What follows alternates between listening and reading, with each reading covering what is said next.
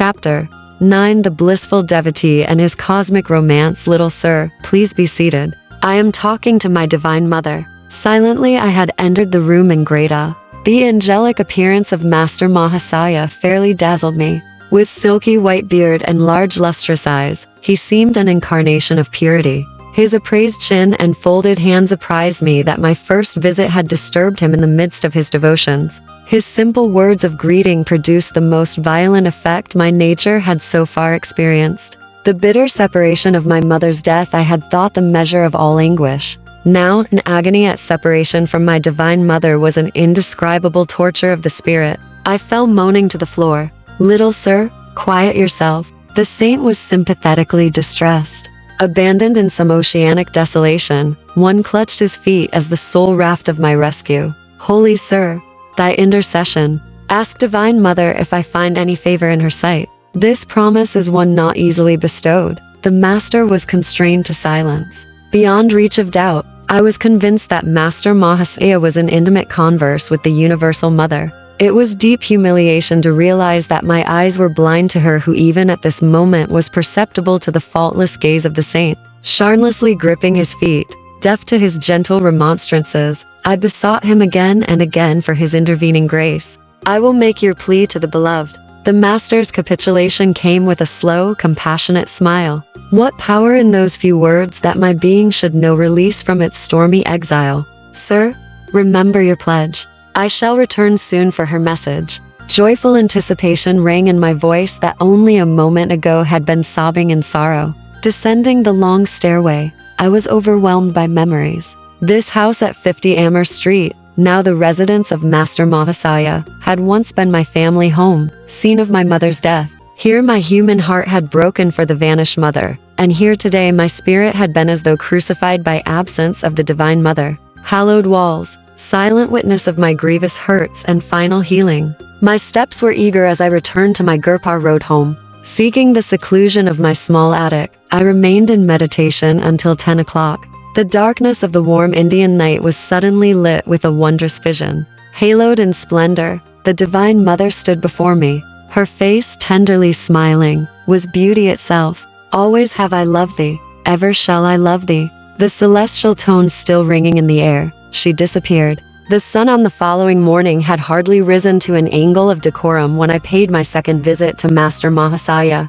Climbing the staircase in the house of poignant memories, I reached his fourth-floor room. The knob of the closed door was wrapped around with a cloth, a hint, I felt, that the saint desired privacy. As I stood irresolutely on the landing, the door was opened by the master's welcoming hand. I knelt at his holy feet. In a playful mood, I wore a solemn mask over my face, hiding the divine elation. Sir, I have come very early, I confess, for your message. Did the beloved mother say anything about me? Mischievous little sir? Not another remark would he make. Apparently my assumed gravity was unimpressive. Why so mysterious, so evasive? Do saints never speak plainly? Perhaps I was a little provoked. Must you test me? His calm eyes were full of understanding. Could I add a single word this morning to the assurance you received last night at 10 o'clock from the beautiful mother herself? Master Mahasaya possessed control over the floodgates of my soul. Again I plunged prostrate at his feet. But this time my tears welled from a bliss, and not a pain, past bearing. Think you that your devotion did not touch the infinite mercy? The motherhood of God that you have worshipped in forms both human and divine could never fail to answer your forsaken cry. Who was this simple saint, whose least request to the universal spirit met with sweet acquiescence? His role in the world was humble, as befitted the greatest man of humility I ever knew. In this Amherst Street house, Master Mahasaya I conducted a small high school for boys. No words of chastisement passed his lips, no rule, and Farrell maintained his discipline. Higher mathematics, indeed, were taught in these modest classrooms, and a chemistry of love absent from the textbooks. He spread his wisdom by spiritual contagion rather than impermeable precept. Consumed by an unsophisticated passion for the Divine Mother, the saint no more demanded the outward forms of respect than a child. I am not your guru. He shall come a little later, he told me. Through his guidance, your experiences of the divine in terms of love and devotion shall be translated into his terms of fathomless wisdom. Every late afternoon, I betook myself to Amherst Street. I sought Master Mahasaya's divine cup, so full that its drops daily overflowed on my being. Never before had I bowed in utter reverence. Now I felt it an immeasurable privilege even to tread the same ground which Master Mahasaya sanctified. Sir, please wear this champak garland I have fashioned especially for you. I arrived one evening, holding my chain of flowers, but shyly he drew away, repeatedly refusing the honor. Perceiving my hurt, he finally smiled, consent. Since we are both devotees of the Mother, you may put the garland on this bodily temple, as offering to her who dwells within. His vast nature lacked space in which any egotistical consideration could gain foothold. Two brothers of Therese Newman, I stand with them in Connersreuth, Bavaria. Master Mahasaya were engrossed in his blissful cosmic romance. Let us go tomorrow to the Dakshineswar temple, forever hallowed by my guru. Master Mahasaya was a disciple of a Christ-like master, Sri Ramakrishna Paramhansa. The 4-mile journey on the following morning was taken by boat on the Ganges. We entered the 9-dome temple of Kali, where the figures of the Divine Mother and Shiva rest on a burnished silver lotus, its 1,000 petals meticulously chiseled. Master Mahasaya beamed in enchantment. He was engaged in his inexhaustible romance with the beloved. As he chanted her name, my enraptured heart seemed shattered into 1,000 pieces. We strolled later through the sacred precincts, halting in a tamarisk grove. The manna characteristically exuded by this tree was symbolic of the heavenly food Master Mahasaya was bestowing. His divine invocations continued. I sat rigidly motionless on the grass amid the pink, feathery tamarisk flowers. Temporarily absent from the body, I soared in a supernal visit. This was the first of many pilgrimages to Dakshineswar with the holy teacher. From him I learned the sweetness of God in the aspect of mother, or divine mercy. The childlike saint found little appeal in the father aspect, or divine justice. Stern, exacting, mathematical judgment was alien to his gentle nature. He can serve as an earthly prototype for the very angels of heaven. I thought fondly, watching him one day at his prayers. Without a breath of censure or criticism, he surveyed the world with eyes long familiar with the primal purity. His body, mind, speech, and actions were effortlessly harmonized with his soul's simplicity. My master told me so. Shrinking from personal assertion, the saint ended any sage counsel with this invariable tribute. So deep was his identity with Sri Ramakrishna that Master Mahasaya no longer considered his thoughts as his own. Hand in hand, the saint and I walked one evening on the block of his school. My joy was dimmed by the arrival of a conceited acquaintance, who burdened us with a lengthy discourse. I see this man doesn't please you. The saint's whisper to me was unheard by the egotist, spellbound by his own monologue. I have spoken to Divine Mother about it. She realizes our sad predicament. As soon as we get to yonder red house, she has promised to remind him of more urgent business. My eyes were glued to the sight of salvation. Reaching its red gate, the man unaccountably turned and departed, neither finishing his sentence nor saying goodbye. The assaulted air was comforted with peace. Another day found me walking alone near the Howrah railway station. I stood for a moment by a temple, silently criticizing a small group of men with drum and cymbals, who were violently reciting a chant. How undevotionally they use the Lord's divine name in mechanical repetition, I reflected. My gaze was astonished by the rapid approach of Master Mahasaya. Sir, how come you here? The saint, ignoring my question, answered my thought. Isn't it true, little sir, that the beloved's name sounds sweet from all lips, ignorant or wise? He passed his arm around me affectionately. I found myself carried on his magic carpet to the merciful presence.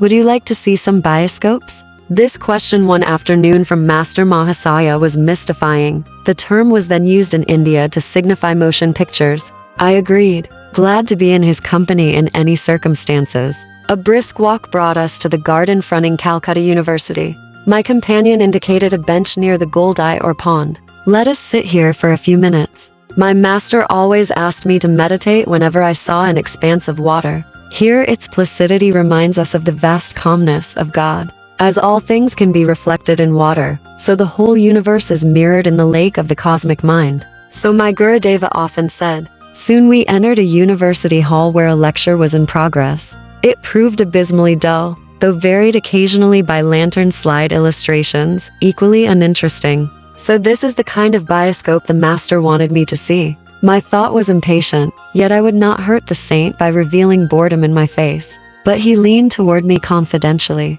I see, little sir, that you don't like this bioscope. I have mentioned it to Divine Mother. She is in full sympathy with us both. She tells me that the electric lights will now go out and won't be relit until we have a chance to leave the room. As his whisper ended, the hall was plunged into darkness. The professor's strident voice was stilled in astonishment, then remarked, "The electrical system of this hall appears to be defective." By this time, Master Mahasaya and I were safely across the threshold. Glancing back from the corridor, I saw that the scene of our martyrdom had again become illuminated.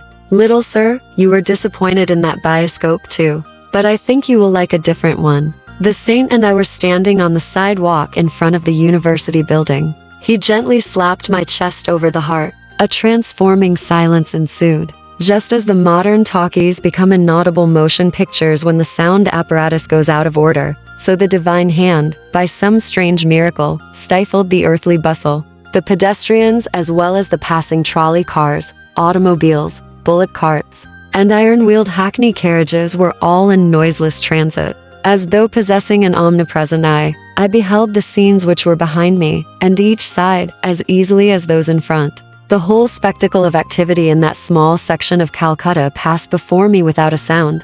Like a glow of fire, dimly seen beneath a thin coat of ashes, a mellow luminescence permeated the panoramic view. My own body seemed nothing more than one of the many shadows, though it was motionless, while the others flitted mutely to and fro. Several boys, friends of mine, approached and passed on. Though they had looked directly at me, it was without recognition. The unique pantomime brought me an inexpressible ecstasy. I drank deep from some blissful fount. Suddenly my chest received another soft blow from Master Mahasaya. The pandemonium of the world burst upon my unwilling ears. I staggered, as though harshly awakened from a gossamer dream. The transcendental wine removed beyond my reach. Little sir, I see you found the second bioscope to your liking. The saint was smiling. I started to drop in gratitude on the ground before him. You can't do that to me now. You know God is in your temple also. I won't let Divine Mother touch my feet through your hands. If anyone observed the unpretentious master and myself, as we walked away from the crowded pavement, the onlooker surely suspected us of intoxication.